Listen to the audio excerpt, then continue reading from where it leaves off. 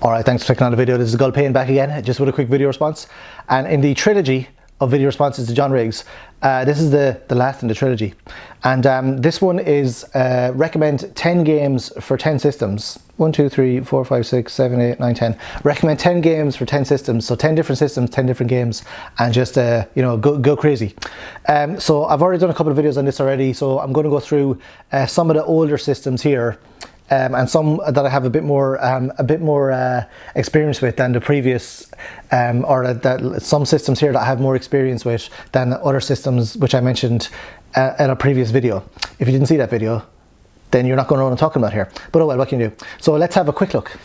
Alright, so first up is the mighty Super Nintendo. So I'm a total mark for the Super Nintendo. Super Nintendo is my babyface. I love it.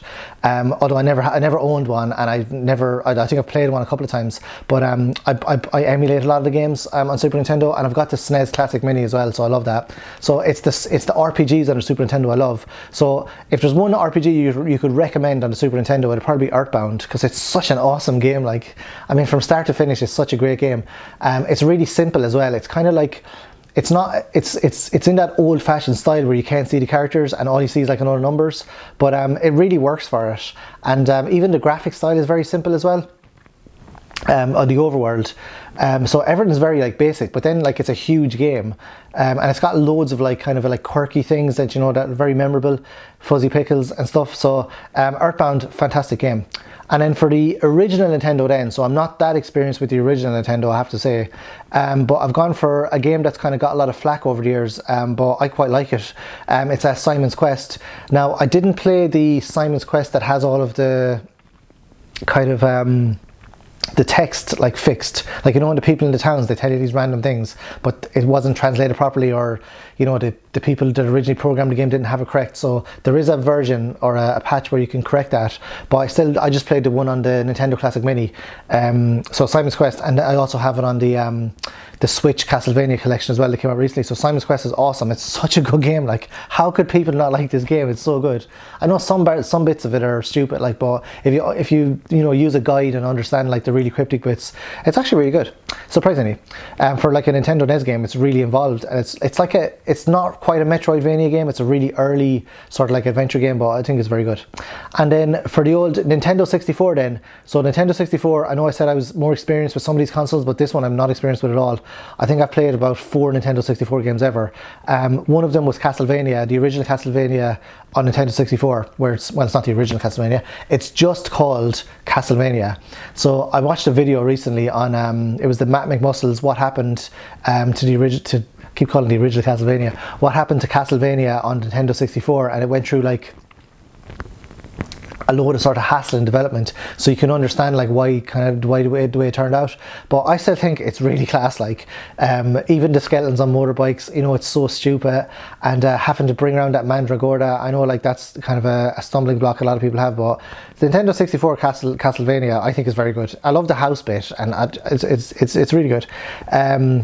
And then Nintendo GameCube then, again, not really experienced with the GameCube either, but I have played a few games on it. And the one that I would recommend would be Resident Evil 0, because, well, Resident Evil 0 is awesome. It's one of the best games ever made, I think. I know, again, it's another kind of like, actually a lot of these games I mentioned here are sort of like, they're not really, widely praised, or they're not really like lots of people have problems with them. But Resident Evil 0, a lot of people have problems with that because you can soft lock a few times on it, but I never minded that. I just like started again and played again because it's such a nice game to look at. And then for the Nintendo Wii, keeping Nintendo here, Nintendo Wii is Darkside Chronicles. So with the Wii, I love the peripherals, so obviously Mario Kart is great, playing with that. But one of the best games that I played on it was the shooting games. So like House of the Dead was class, like it was so good. And Nintendo Darkside Chronicles is excellent as well. It's better than Umbrella Chronicles, I think, because it has like Resident Evil 2 in it, and there's extra like Leon bits as well. So Darkside Chronicles is awesome. It also has like a special edition which I want to get, which has like a gun like casing, for the joypad, not an actual gun. And then going a bit more obscure then, TurboGrafx-16. Now, not really, again, I shouldn't have said I was actually experienced with some of these systems, because there's only like 2 I'm experienced with and the rest of them I'm not. So I'll have to hopefully anyone that's commenting saying you haven't played any of these systems, how can you recommend a game? I have played a few of them, but yeah, the TurboGrafx 16, keeping with tradition of my favorite sort of games, I'll go for Castlevania Rondo of Blood, or Devil's Castle. So for the TurboGrafx 16, I'm gone for Castlevania Rondo of Blood, or Devil's Castle Dracula, whatever it's called in Japan. It's an awesome game. It's so good. I have it for the PSP as well, and you can unlock the original TurboGrafx 16 CD version in it as well, with like the cutscenes and all that, and like you can go different ways and you can save different people. It's such an awesome game. And then going more obscure then is the Master System. So Master System, I'm not really that I wouldn't have a clue, to be honest, in the Master System, so I'm going to go nice and easy. Sonic. So Sonic for the Master System, I've said it before, I prefer Sonic on the Master System than I do on the Mega Drive, because it's more like a platform game.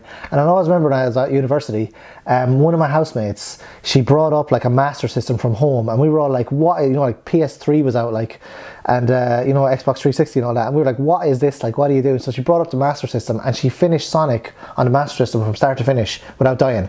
So that was quite the feat, and we were playing it as well, we were loving it. So that was like really interesting, like Sonic on the Master System. Good game.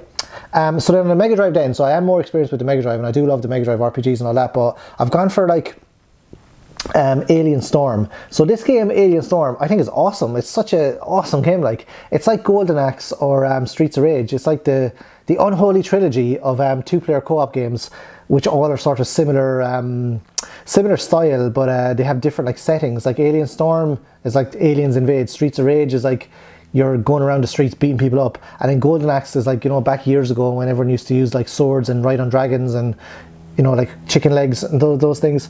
But Alien Storm, top drawer game, such a good game. I love Alien Storm. It's really good. And then the PC then. So, I mean, PC, you could recommend anything, because, you know, most games are on a PC anyway, or there's a PC port. But I've gone for one that's exclusive to the PC, and that's Broken Sword 4. So I could have gone, to be honest, I could have gone for StarCraft or something like that, but I went for Broken Sword 4 because I love Broken Sword. And as far as I know, Broken Sword 4 was not released on the consoles. I think there was, like, I heard there was an Xbox, original Xbox Broken Sword 4, but I don't think that's true actually. So I've got the PC version anyway. I love it. Broken Sword, awesome game. PC version, excellent. But my new PC, it doesn't run properly. Like, some of the graphics are all like just like shaded in black or something, so I don't know.